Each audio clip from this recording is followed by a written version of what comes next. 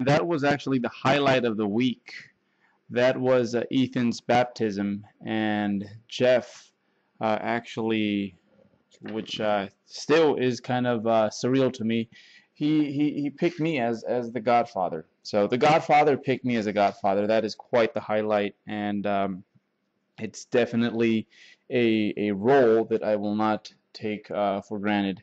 And that's one thing about the coaches, and that we don't go into enough, is the fact that we are definitely really close, and I think more often than not we act like brothers, and not so much friends that have. To tell you the truth, we haven't even known each other for more than a decade, but just a great bunch of guys. And even though Eric's not here, um, which it has been hard. It's still I still feel like the spirit of Helms is here, and especially in the weight room, where Helms' job is basically to keep me from killing myself from time to time, and and that's exactly what I've kind of slipped into, and more into that, more into that exact into those details in a minute here. But per usual, it's get a jacked back week, and that's how it has been for the last year and a half. We've really just been focusing on bringing up the back, even if it means it's at the cost of other body parts. But at some point, that's kind of sort of just how it has to be. The areas that you're not naturally gifted in, uh, they're just going to take a little bit more work to get those up to par. And for me, it's my backside, and I think a lot of it has to do for sure with the fact that I just don't have ideal attachments back there. I mean, I don't think my lats attach super high, but at the same time, they're not very round compared to other muscle groups. So yeah, it's kind of a off the wall body part. It's a little just doesn't fit in the rest with the rest of me. But we're working hard, and in the meantime, I'm still definitely keeping up with other stuff. I've been actually really digging dips lately, and I've been using these as one of my main movements on my higher rep days.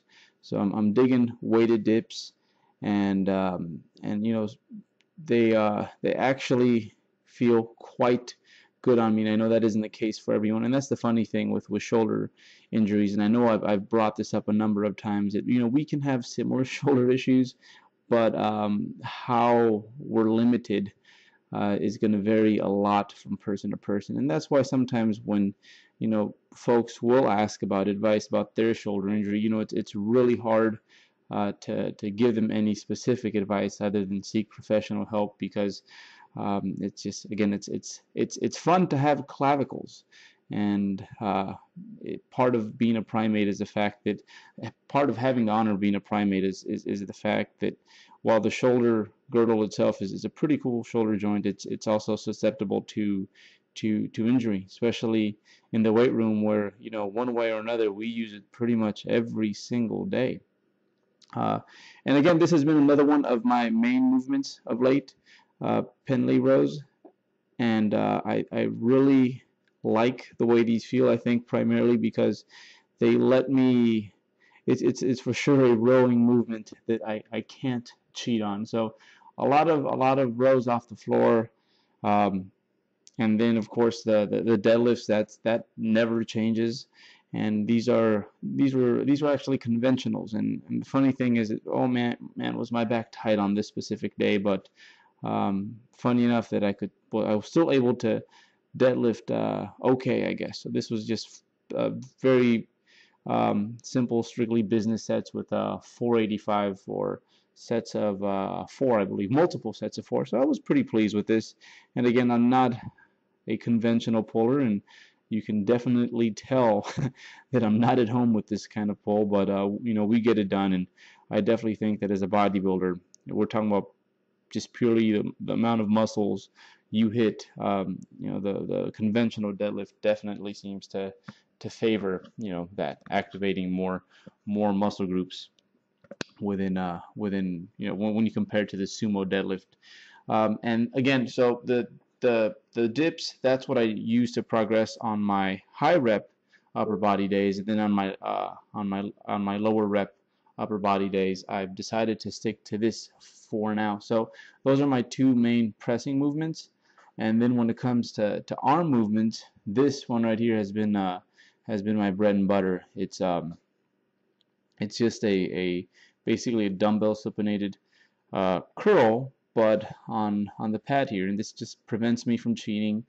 And while I don't expect to make noticeable progress on the single joint movements, I think one, because usually if I hit a even if you know how to row, I don't necessarily agree with the fact that if you know how to row, your arms will be okay by the time you get to them. No, because as you get stronger, that's kind of that's the catch-22. Is it not only are you better able to just take a whack at everything with one rep, but systematic fatigue just becomes an issue. And I know that after a really good lower body day, sometimes I have to move my my upper body day back a day or two, just because I think for the sake of having a good workout, it's going to be a better investment. So yeah, I think the more advanced you become, the bigger an issue that overlap becomes. And I know that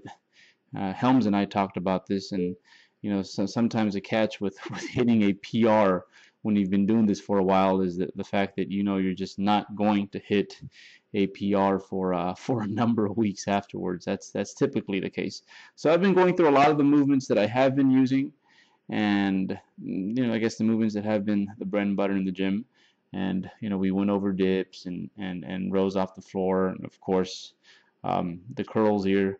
And this is the other one. I think so. I've also, here we go. So everything's broken right now, but we're making do. And again, nothing serious. I'm just being cautious because I don't want to start my season with boo-boos. And my season starts in about 7 weeks or so. That's when my official pre-contest diet starts. So I've been playing with front squats, and this was my first day front squatting. You can tell I look just miserable. This was the second day front squatting. So the first day, I think I did something like, off the top of my head, it was probably like 215 if I remember correctly, and then this was 221. So I'm definitely looking a little bit more at home here, but for sure in the first video you saw I was just kind of a bit all over the place, thinking and doing, and then by the time I get to my most recent front squat session, you're going to see how it looks just completely different from the very first squat session, front squat session, and it was with 265. So I guess that's basically, and it's going to come up in a second here. That's basically my my wrap up for this week. Other than some really cool stuff happening outside of the gym, it's really just another week, and just looking forward to getting this hip feeling good again, which should be about 2 or 3 weeks tops, and then start back squatting again. And I think I'll be a happy camper just because I live to squat, and as much as I love front squats, they're not back squats. But that's it from me, guys. I'll see you guys next week, hopefully with a more exciting update.